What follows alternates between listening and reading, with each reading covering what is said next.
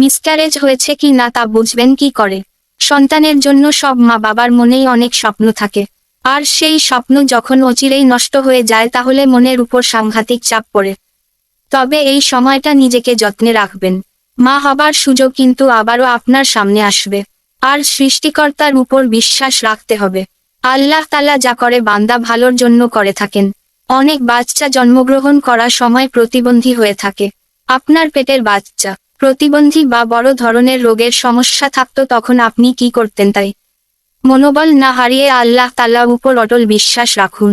সন্তানের আসলে অন্তত বেশিরভাগ ক্ষেত্রেই এখনকার দিনে অনেক পরিকল্পনা করে সন্তান নেওয়ার কথা ভাবেন, কিন্তু যখন একবার সিদ্ধান্ত নেওয়া হয়ে যায় তখন নতুন অতিথির জন্য কত না আনন্দ, কত না প্রতীক্ষা।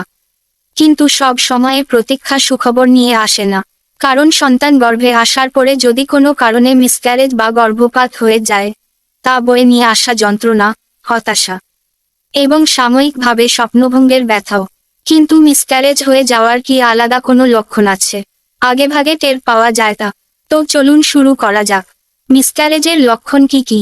1. গর্ভাবস্থায় মাসিক ঋতুচক্র বন্ধ থাকে পুরোপুরি, কিন্তু কিছু ক্ষেত্রে প্রাথমিক পর্যায়ে সামান্য রক্তপাত খুব অস্বাভাবিক লক্ষণ নয়। তবে সেই ব্লিডিংয়ের পরিমাণ যদি খুব বেশি হয় তাহলে তা অবশ্যই মিসক্যারেজের লক্ষণ। 2. পিরিয়ড চলাকালীন যেমন ব্যথা হয় ঠিক তেমনি অসহনীয় মেনস্ট্রুয়াল ক্র্যাম্প যদি তলপেটে হয় তাহলে তা মিসক্যারেজের আশঙ্কা বয়ে আনতে পারে। 3. প্রেগন্যান্সিতে কিছু শারীরিক লক্ষণ দেখা যায়, যেমন টেন্ডার ব্রেস্ট ইত্যাদি। তেমন লক্ষণ যদি হঠাৎ করে গায়েব হয়ে যায় তাহলেও মিসক্যারেজের আশঙ্কা করা যেতে পারে। কেন মিসক্যারেজ হয় সেটা আমাদের অনেকের কাছে অজানা, তাই আপনাদের সাথে আলোচনা করব মিসক্যারেজ কী কারণে সাধারণত হয়ে থাকে। গর্ভপাতের কারণ বেশিরভাগ ক্ষেত্রেই আকস্মিক, এবং তা কারো হাতে থাকে না। মিসক্যারেজ মূলত হয় ক্রোমোজোমের সমস্যার জন্য। এছাড়াও আর কি ভাবে হতে পারে মিসক্যারেজ? 1. হরমোনের সমস্যা। 2. ইনফেকশন। 3. মাত্রাতিরিক্ত ডায়াবেটিস। 4. থাইরয়েড। 5. লুপুস। 6. কোনো টক্সিক কেমিক্যালের রেডিয়েশনের সংস্পর্শে আসা। 7. মাত্রাতিরিক্ত ধূমপান, মদ্যপান এবং অন্যান্য অবৈধ ড্রাগ সেবন। 8. এছাড়াও বহু ক্ষেত্রে দেখা গেছে যে মেয়েদের বয়স যদি 40 এর কোঠায় চলে যায় তাহলে মিসক্যারেজ হওয়ার আশঙ্কা একেবারে উড়িয়ে দেওয়া যায় না। কিভাবে নির্ণয় করবেন মিসক্যারেজ হয়েছে কিনা? প্রথমত, উপরিউক্ত যে কোনো লক্ষণ দেখা দিলেই এটা ভেবে ভেঙে পড়ার কোনো কারণ হয়নি যে মিসক্যারেজই হয়েছে। তাই সবচেয়ে আগে চিকিৎসকের কাছে যান, তাকে সবটা খুলে বলুন। বেশিরভাগ সময়ে চিকিৎসকেরা আল্ট্রাসাউন্ড করান, এর মাধ্যমে দেখা যায় গর্ভের শিশু নড়ছে কি না, আগের বারের চাইতে তার বাড়বৃদ্ধি কতটা হয়েছে ইত্যাদি। দরকারে আরও কিছু পরীক্ষা করতে পারেন চিকিৎসক। তাই নির্ণয়ের ব্যাপারটি পুরোপুরি চিকিৎসকের হাতেই ছেড়ে দেওয়া ভালো। মিসক্যারেজ হলে কি করণীয়? এক্ষেত্রে যা পরামর্শ দেওয়ার চিকিৎসকেরাই দেন।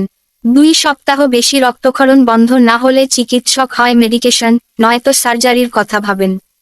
কিছু ওষুধের মাধ্যমে শরীর থেকে অপ্রয়োজনীয় টিস্যু সরিয়ে ফেলার দরকার হয়। সেই সময়ে অতিরিক্ত ব্লিডিং, ক্র্যাম্প, ডায়রিয়া হতে পারে। এই মেডিকেশনেও যদি সবটা ঠিক না হয় তাহলে ডি&সি নামে একটি সার্জারি করতে হতে পারে। তার মাধ্যমে চিকিৎসক অপ্রয়োজনীয় টিস্যু বের করে ফেলার ব্যবস্থা করেন। মিসক্যারেজ থেকে সেরে উঠুন। এই সময়টা খুব জরুরি। এমনিতে শারীরিকভাবে সুস্থ হতে 1 থেকে 2 মাস সময় লাগে, কিন্তু মনের ওপর যে প্রভাব পড়ে তা কাটিয়ে ওঠা সবচেয়ে বেশি জরুরি। কারণ সেই চাপ অনেক সময়ই ডিপ্রেশন এবং অন্যান্য স্থায়ী ক্ষতি ডেকে আনে। সব সময়ে এটা ভাবা জরুরি যে এই পরিস্থিতি পরের বার আসবে না। যদি নানা শারীরিক জটিলতার কারণে আবার সন্তান ধারণের ক্ষমতা না থাকে তাহলে মাতৃত্বের স্বাদ অপূর্ণ থাকে না। ফের কবে সন্তান নিতে পারবেন? এ প্রশ্নের উত্তরও দিতে পারবেন একমাত্র চিকিৎসকই। কারণ প্রত্যেকের মিসক্যারেজ সমান নয়। ফলে রোগীর আগেকার ইতিহাস এবং শারীরিক অবস্থা খতিয়ে দেখে তবেই চিকিৎসক পরামর্শ দেন। মিসক্যারেজ নিছকই দুর্ঘটনা, তাই সেই দুর্ঘটনা ভুলে নতুন করে পরিকল্পনা করুন। ঘরে আসুক আশার আলো।